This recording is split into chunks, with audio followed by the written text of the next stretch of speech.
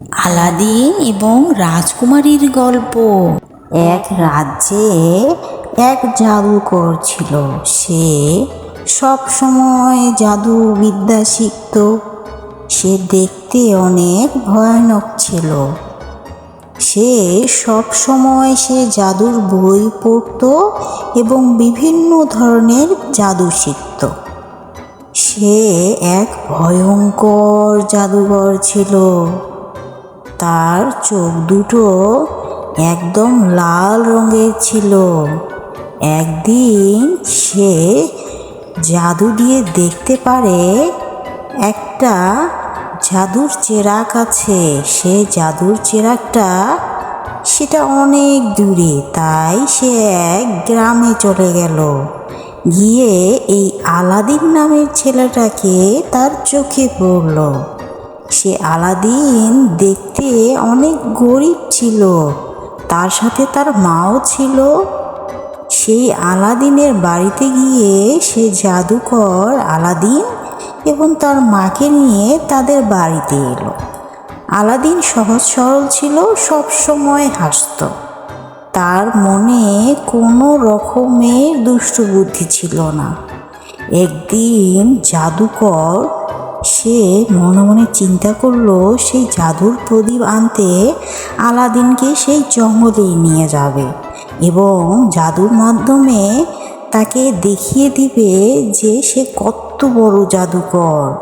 তাকে নিয়ে বন জঙ্গল পেরিয়ে পাহাড় পর্বত পেরিয়ে এক জায়গায় নিয়ে এসে সে আগুন ধরিয়ে দিয়ে সেখানে তন্ত্র মন্ত্র বলতে লাগলো এবং হঠাৎ সে মন্ত্রগুলো পড়া শেষ হলেই আকাশ থেকে বিদ্যুৎ চমকানো শুরু হয়ে গেল।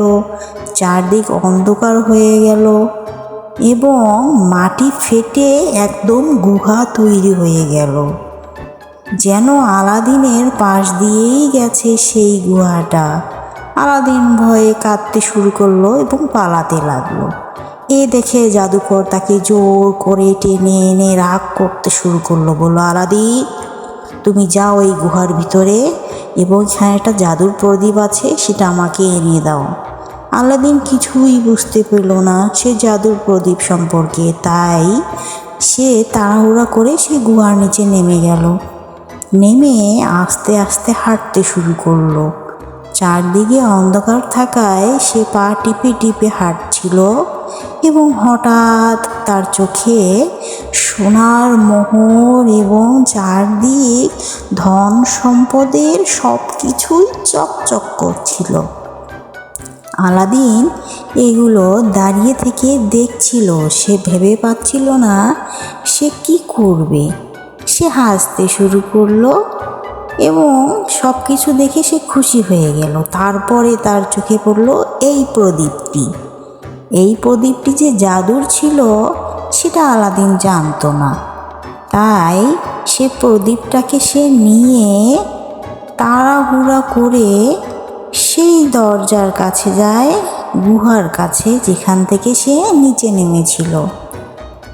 গিয়ে সেই জাদুকরটি বলে, আমাকে আগে ওই প্রদীপটি দাও, তারপর তুমি উপরে ওঠো। আলাদিন বলে, না, আমি আগে প্রদীপ দেব না, তাহলে তুমি আমাকে উপরে উঠাবে না। আগে আমাকে উপরে উঠাও, তারপর আমি তোমাকে প্রদীপ দেব। জাদুকর রাগ হয়ে সেই আগুনে মন্ত্র পড়ে সেই গুহার দরজা একদম বন্ধ করে দিল। দিয়ে বলল, দেখ কেমন মজা, এবার তুই আর উপরে উঠতে পারবি না। সাথে সাথে সেই গুহার দরজা বন্ধ হয়ে গেল।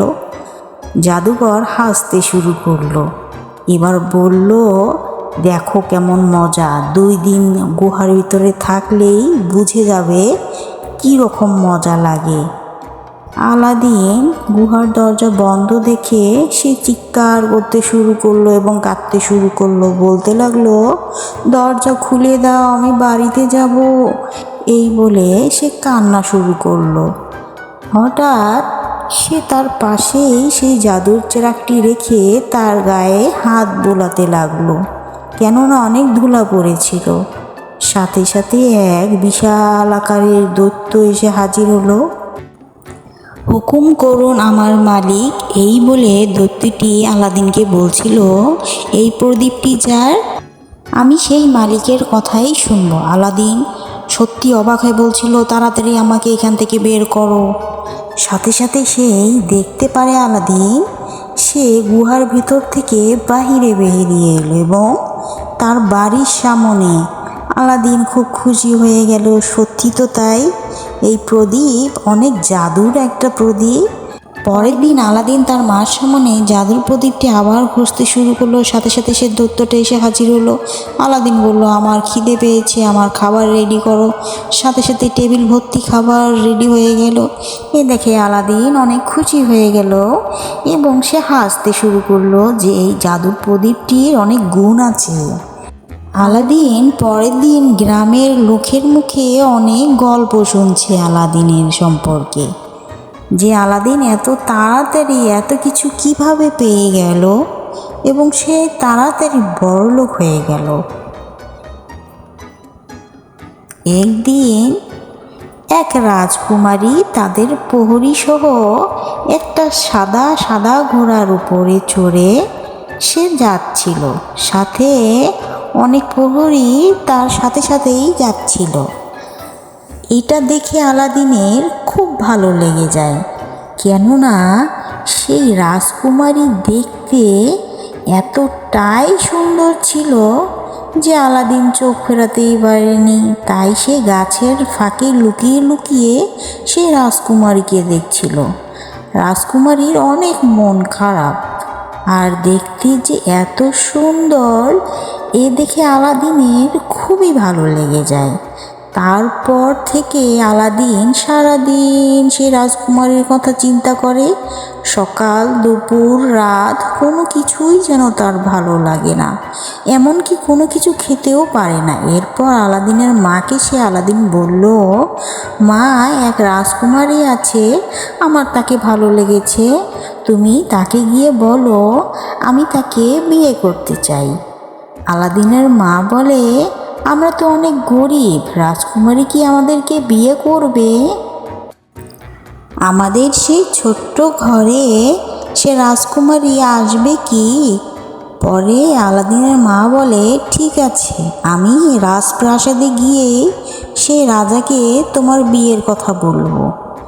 এ কথা রাজামশাইকে যখন বলে তখন রাজামশাই অনেক হাসাহাসি শুরু করলো। বলল, তুমি কি বলছো? তুমি কি সেটা জানো? আমার মেয়ে রাজকুমারী, সে কি তোমার ছেলেকে বিয়ে করবে? এ কথা এসে আলাদিনের মা আলাদিনকে বলে এবং আলাদিন সাথে সাথে সেই দৈত্যকে হাজির করে এবং বলে, যাও, তুমি আমার জন্য অনেক সোনার মোহর, অনেক কিছু রেডি করো, যা দেখে রাজা পাগল হয়ে যায়। সঙ্গে সঙ্গে সব কিছু নিয়েই দৈত্য অনেকগুলো মেয়ের মাধ্যমে রাজার বাড়িতে পাঠিয়ে দিল।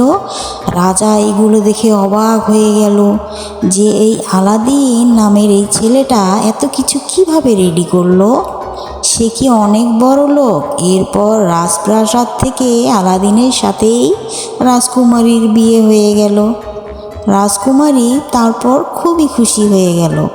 আর এগুলো সব সেই দুষ্ট জাদুকর তার জাদুর মাধ্যমে দেখতেছিল। একদিন সেই দুষ্ট জাদুকর সেই আলাদিনের বাড়ির সামনে যায়। সে আলাদিনের বাড়ির সামনে গিয়ে সে ভাবতে শুরু করে, এত বড় বাড়ির ভিতরে সে কিভাবে ঢুকবে এবং কিভাবে সেই জাদুর চেরাগটি চুরি করবে আলাদিনের কাছ থেকে।